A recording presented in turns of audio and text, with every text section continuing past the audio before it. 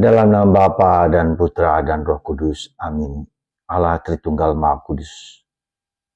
Engkau menyatakan keselamatan melalui bangsa Israel dan kemudian diberikan kepada gereja sebagai Israel baru, sebagai Sion baru, seperti gunung Sion, gunung Allah yang tak akan hancur oleh kuasa manapun. Berkatilah kami, gereja kami, supaya kami bisa membagikan keselamatan kepada orang-orang di sekitar kami. Terpujilah namamu kini dan sepanjang segala masa. Amin. Para saudara, dalam bacaan pertama kita mendengar bagaimana Bileam, seorang dukun orang Moab, yang diminta untuk mengutuk bangsa Israel. Tetapi ternyata Bileam yang mau mengutuk bangsa Israel itu melihat bahwa Israel berasal dari Allah. Dan nubuatan bahwa akan ada muncul seorang pemimpin dari bangsa Israel yang akan menjadi penyelamat dunia. Israel dari Allah dan Israel baru, yaitu gereja Katolik juga dari Allah. Jadi para saudara, hampir tidak mungkin, kalau boleh dikatakan mustahil, bahwa Israel akan lenyap dari muka bumi ini. Karena Tuhan memilih bangsa Israel sejak dulu, Abraham hingga sekarang. Maka ketika ada kelompok tertentu yang mau menghabiskan orang Israel, hampir tidak mungkin, bahkan mereka sendiri yang akan dihancurkan, dihabiskan oleh orang-orang Israel. Karena itulah maka saudaraku terkasih dalam Kristus, gereja Katolik ada gereja berdasar kontinuitas dalam perjanjian lama, ya, dari Israel sampai sekarang, dan ya, itulah yang Tuhan kehendaki sebagai sarana supaya gereja menjadi tanda, menjadi sarana, menjadi kekuatan, menjadi sumber keselamatan bagi umat manusia. Itu yang harus kita sadari, bahwa gereja kita adalah gereja yang akhirnya dikehendaki oleh Tuhan bagi kita semua. Maka kita ingat akan kata-kata Yesus kepada Petrus, pemimpin para rasul, ya, di atas batu karang ini akan kudirikan gereja. Dan kemudian yang kedua, tidak ada satu kuasa manapun yang dapat menghancurkan gereja. Sehebat dosa, kelemahan para pemimpin, tetap satu, kudus, Katolik, dan Apostolik. Itu yang pertama yang harus kita sadari. Yang kedua,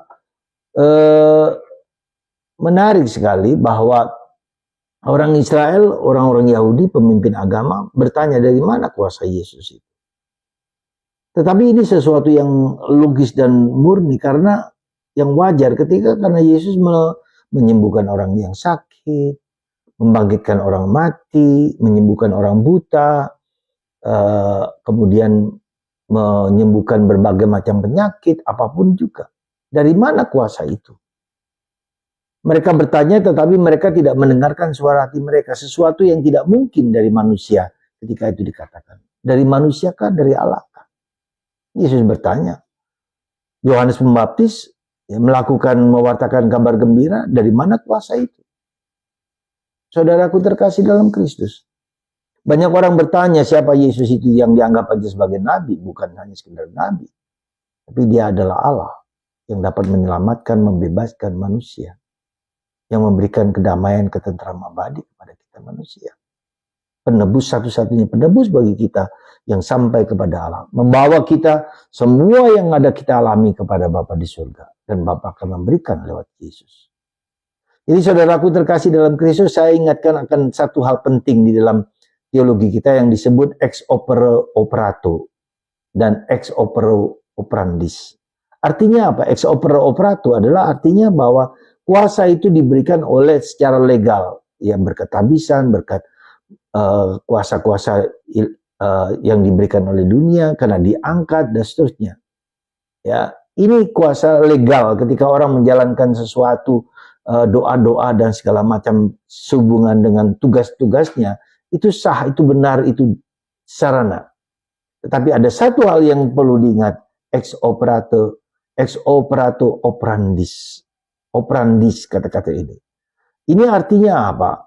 Orang itu menjadi punya kuasa, punya daya ketika dia mengalami perjumpaan dengan Allah, ketika dia bersatu dengan Allah, ketika dia dipilih Allah, ya, untuk mendapatkan kuasa itu. Maka kalau kita perhatikan, ke-12 rasul itu dipilih oleh Yesus. Tetapi ada satu rasul yang sungguh-sungguh Allah sendiri yang memilih, yaitu Paulus.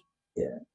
Nah, Allah memilih Paulus untuk menjadi rasul, menjadi orang yang punya kemampuan dan daya dan luar biasa bagi dunia.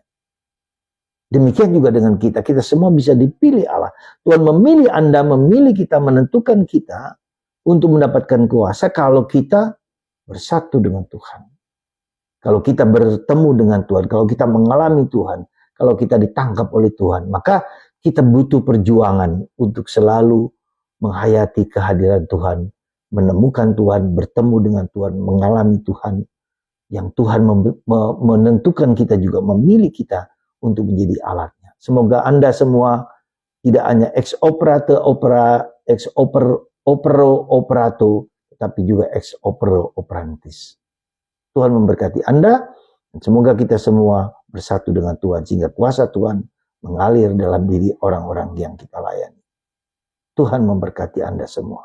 Dalam nama Bapa, Putra, dan Roh Kudus. Amin.